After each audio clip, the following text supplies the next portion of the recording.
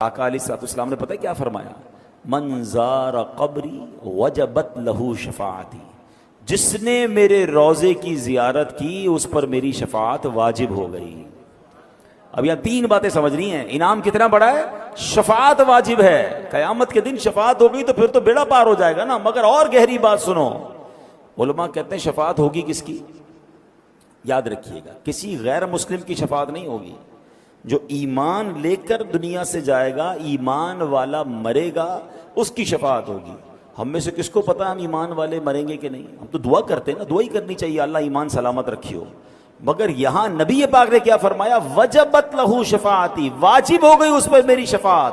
اس کا مطلب یہ ہوا جو مدینے جاتا ہے اس کے ایمان کی حفاظت بھی ہو جائے گی انشاءاللہ، اس کا خاتمہ ایمان پر ہوگا۔ ایک اور عشق والی بات سنو، روایتوں میں آتا ہے جب قیامت کا دن آئے گا نا، سب سے پہلے شفاعت کبریٰ تو نبی پاک کو عطا کی جائے گی۔ سب سے پہلے شفاعت نبی پاک فرمائیں گے، جنت کا دروازہ کھلوائیں گے، اللہ کی بارگاہ میں سجدہ کریں گے، آپ کو شفاعت کی اجازت ملے گی۔ مگر اس کے بعد انبیاء بھی شفاعت کریں گے، اولیاء بھی شفاعت کریں گے، حافظ قرآن شفاعت کریں گے، حاجی اپنے گھر والوں کی شفاعت کرے گا۔ یہ تفصیل ہے کہ کس کس کو قیامت کے دن شفاعت کا موقع ملے گا۔ مگر سنو، جو مدینے گیا ہے، نبی پاک نے یہ نہیں فرمایا اس کی شفاعت واجب ہو گئی، فرمایا اس پر میری شفاعت واجب ہو گئی۔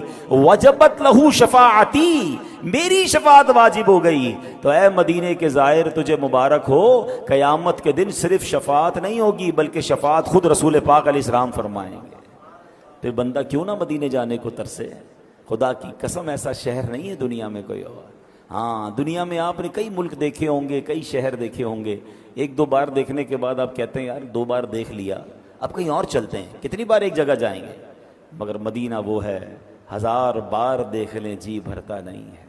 تو جو نہیں جا پا رہے نا، ان کا کام کم از کم یہ تو ہونا چاہیے کہ میری دعاؤں میں مدینہ ہو، میرے تصور میں مدینہ ہو، میری التجاؤں میں مدینہ ہو، میرے آنسوؤں میں مدینہ ہو۔ میں مانگتا رہوں اللہ کی بارگاہ سے، اللہ کے رسول علیہ الصلوۃ والسلام کی طرف درود پاک کے نذرانے پیش کرتا رہوں۔ جو میرے بس میں وہ تو